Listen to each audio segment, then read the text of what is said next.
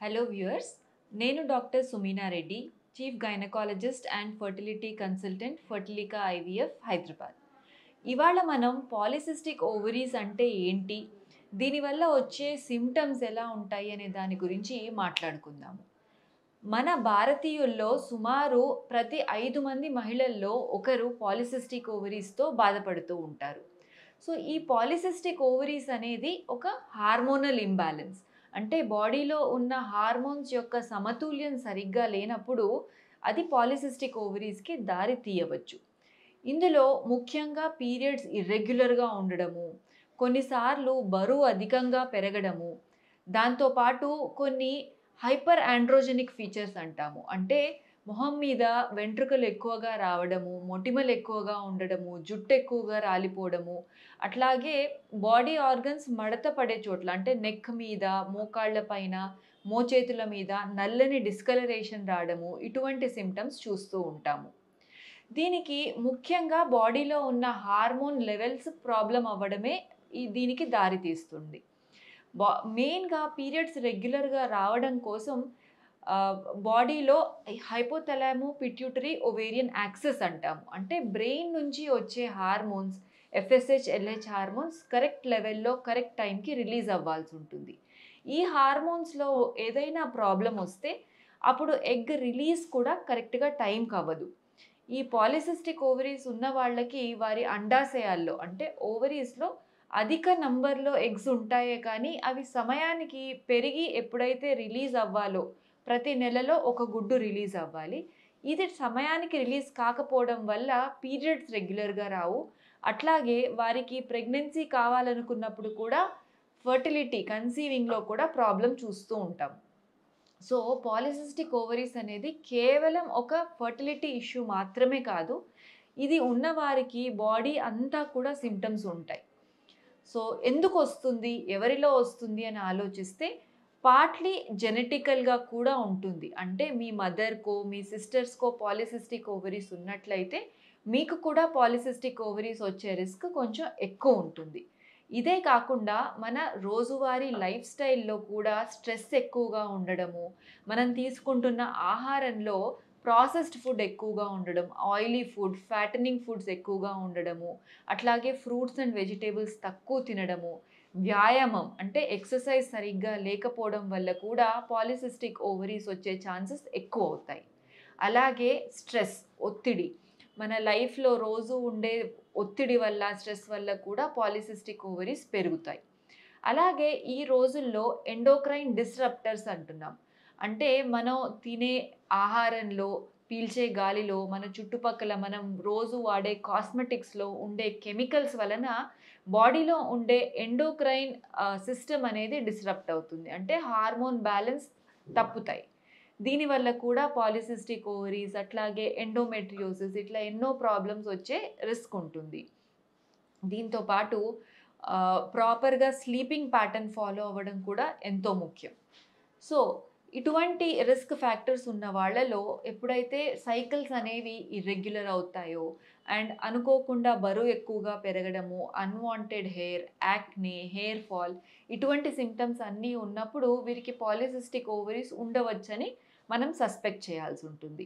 ఈ సింప్టమ్స్ ఉన్నప్పుడు మీరు వెంటనే ఒక మంచి డాక్టర్‌ని కన్సల్ట్ అయ్యి ఇది పాలిసిస్టిక్ ఓవరీసేనా అని కన్ఫర్మ్ చేసుకోవాలి.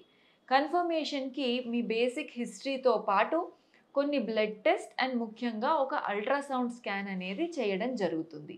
ఈ బ్లడ్ టెస్ట్‌లో వేరే హార్మోన్స్ ఎట్లా ఉన్నాయి అంటే థైరాయిడ్ వాల్యూస్ ఎలా ఉన్నాయి అండ్ ప్రొలాక్టిన్ వాల్యూస్ ఎలా ఉన్నాయి, ఎఫ్ఎస్హెచ్, ఎల్హెచ్ ఎలా ఉంది అండ్ బాడీలో ఇన్సులిన్ రెసిస్టెన్స్ పాలిసిస్టిక్ ఓవరీస్ ఉన్న వాళ్ళలో ఇన్సులిన్ రెసిస్టెన్స్ కూడా అధికంగా చూస్తూ ఉంటాము. ఇన్సులిన్ రెసిస్టెన్స్ అంటే మన డయాబెటిస్, షుగర్ వ్యాధికి ఒక స్టెప్ ముందర ఉండే సిట్యుయేషన్‌ని ఇన్సులిన్ రెసిస్టెన్స్ అంటాం. అంటే మన బాడీలో మనం తీసుకునే ఆహారంలో ఉండే షుగర్‌ని మన బాడీ సరిగ్గా మేనేజ్ చేయలేకపోతుంది. అందుకని బాడీలో ఇన్సులిన్ లెవెల్స్ చాలా అధికంగా పెరుగుతాయి. సో, ఈ ఇన్సులిన్ రెసిస్టెన్స్ ఉన్నప్పుడు కూడా వాటి వల్ల కూడా మనకు పాలిసిస్టిక్ ఓవరీస్ అనేది వస్తుంది. సో, బ్లడ్ టెస్ట్ చేసేటప్పుడు థైరాయిడ్, ప్రొలాక్టిన్ వీటితో పాటు ఇన్సులిన్ వాల్యూస్ ఎలా ఉన్నాయని కూడా చెక్ చేస్తాము. లిపిడ్ ప్రొఫైల్, బాడీలో కొవ్వు శాతం ఎట్లా ఉంది అనేది కూడా చెక్ చేస్తాము. అట్లాగే ముఖ్యంగా అల్ట్రాసౌండ్ స్కాన్ చేసినప్పుడు గర్భసంచి, ట్యూబ్స్, ఓవరీస్లో ముఖ్యంగా ఓవరీస్లో ఏమైనా సిస్ట్లు ఉన్నాయా? పాలిసిస్టిక్ అంటే నీటి బుడగల్లాంటివి ఓవరీస్ అంతా నిండి ఉంటాయి.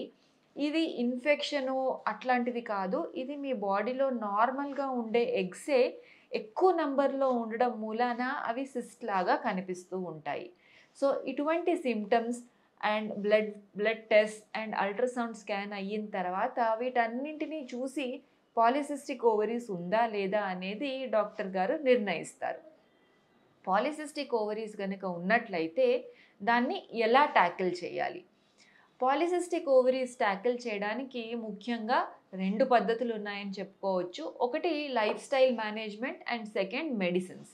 లైఫ్ స్టైల్ మేనేజ్మెంట్‌లో ముఖ్యంగా మనం తీసుకునే ఆహారం, ఎటువంటి ఫుడ్ తీసుకుంటున్నాము, తింటున్న ఆహారంలో ఎక్కువ ఫ్రూట్స్, వెజిటేబుల్స్ ఉండేలా చూసుకోవాలి. Dry fruits, nuts, healthy food తీసుకోవాలి. అట్లాగే ప్రాసెస్డ్ ఫుడ్ అంటే బయట నుంచి ఈజీగా కొనుక్కొని తినేటివి పిజ్జాస్, బర్గర్స్, బిస్కెట్స్ ఇట్లాంటివన్నీ తక్కువ చేయాల్సి ఉంటుంది. దాంతోపాటు రోజు తప్పకుండా వ్యాయామం, ఎక్సర్సైజ్ అనేది చేయాలి. మినిమమ్ అట్లీస్ట్ ఒక 45 మినిట్స్ టు 1 అవర్ పాటు some form of aerobic and strength training exercises అనేది తప్పకుండా చేయాలి. దీంతోపాటు లైఫ్ స్టైల్ ప్యాటర్న్‌లో స్లీపింగ్ అట్లీస్ట్ ఒక 6-7 అవర్స్ పాటు అన్‌డిస్టర్బ్డ్ స్లీప్ ఉండడం ఎంతో ముఖ్యం. అండ్ స్ట్రెస్ మేనేజ్మెంట్, ఒత్తిడి ఎక్కువ ఉన్నట్లయితే దాన్ని తగ్గించుకోవడానికి మెడిటేషన్, రిలాక్సేషన్ ఎక్సర్సైజెస్ అనేటివి తప్పకుండా చేయాల్సి ఉంటుంది. సో, ఈ లైఫ్ స్టైల్ మేనేజ్మెంట్‌తో పాటు మనము ఐడియల్ వెయిట్ మెయింటైన్ చేయడం కూడా ఎంతో ముఖ్యం. సో, బిఎంఐ అని క్యాలిక్యులేట్ చేస్తాం. నార్మల్‌గా BMI between 19-24 is normal. So, అంతకంటే తక్కువ ఉన్న 18 ఆర్ తక్కువ ఉన్న 25 అండ్ ఎక్కువ ఉన్నా కూడా దాన్ని underweight or overweight అని చెప్పుకుంటాము. 2 కూడా హెల్త్‌కి మంచివి కాదు. సో, ఐడియల్ వెయిట్ మెయింటైన్ చేయడం ఇది లైఫ్ స్టైల్ మేనేజ్మెంట్. దీంతో పాటు మన డే టు డే మనం చూసుకుంటే హ్యాబిట్స్ కూడా చాలా ముఖ్యం. స్మోకింగ్, ఆల్కహాల్ ఇట్లాంటివి కూడా తక్కువ చేయాల్సి ఉంటుంది.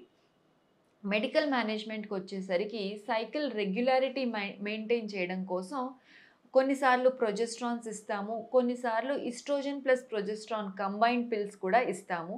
ఇవి డాక్టర్‌ని కన్సల్ట్ అయ్యి తీసుకోవాల్సి ఉంటుంది. అండ్ అట్లాగే బాడీలో ఉన్న ఇన్సులిన్ రెసిస్టెన్స్‌ని తగ్గించడానికి మెట్ఫార్మిన్ లాంటి మెడిసిన్స్‌ని ఇస్తాము. So, both life style management and medical management చేస్తూ పాలిసిస్టిక్ ఓవరీస్‌ని కంట్రోల్‌లో ఉంచుకోవచ్చు. ఒకవేళ మీ మెయిన్ ప్రాబ్లమ్ ఫర్టిలిటీ అయితే వీరికి ఎగ్ గ్రోత్ కోసం ఓవ్యులేషన్ ఇండక్షన్ లాంటి ట్రీట్మెంట్స్ తీసుకోవాల్సి ఉంటుంది. ఇందులో ముఖ్యంగా ఇవ్వాల్సింది టాబ్లెట్స్ అండ్ కొన్నిసార్లు టాబ్లెట్స్‌తో కూడా రెస్పాన్స్ రాకపోతే ఇంజెక్షన్స్ కూడా పెడతారు. సో, ట్రీట్మెంట్ తీసుకుంటూ ప్రాపర్‌గా ప్లాన్ చేసుకుంటే ఫర్టిలిటీ అనేది తప్పకుండా పాలిసిస్టిక్ ఓవరీస్ ఉన్నా కూడా వీలు పడుతుంది.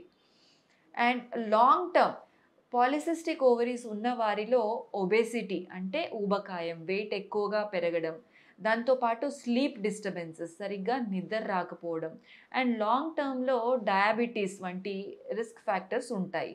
So, not just fertility family complete అయిన తర్వాత కూడా మీ జనరల్ హెల్త్‌ని కూడా ఎంతో జాగ్రత్తగా చూసుకోవాల్సి ఉంటుంది. So, that is about polycystic ovaries. It is a common hormonal disorder. ప్రతి 5 మందిలో ఒక మహిళలో చూస్తూ ఉంటాము. సో, పాలిసిస్టిక్ ఓవరీస్ గురించి మనం అవగాహన పెంచుకోవాలి. ఒక ప్రాపర్ డాక్టర్‌ని కన్సల్ట్ అయ్యి ట్రీట్మెంట్ తీసుకోవాలి. అండ్ ఒకవేళ ఫర్టిలిటీ ఇష్యూస్ ఉంటే దానికి ఓవ్యులేషన్ ఇండక్షన్ లాంటి ట్రీట్మెంట్ ద్వారా మీరు త్వరగా ప్రెగ్నెన్సీ ప్లాన్ చేసుకోగలుగుతారు. Thank you.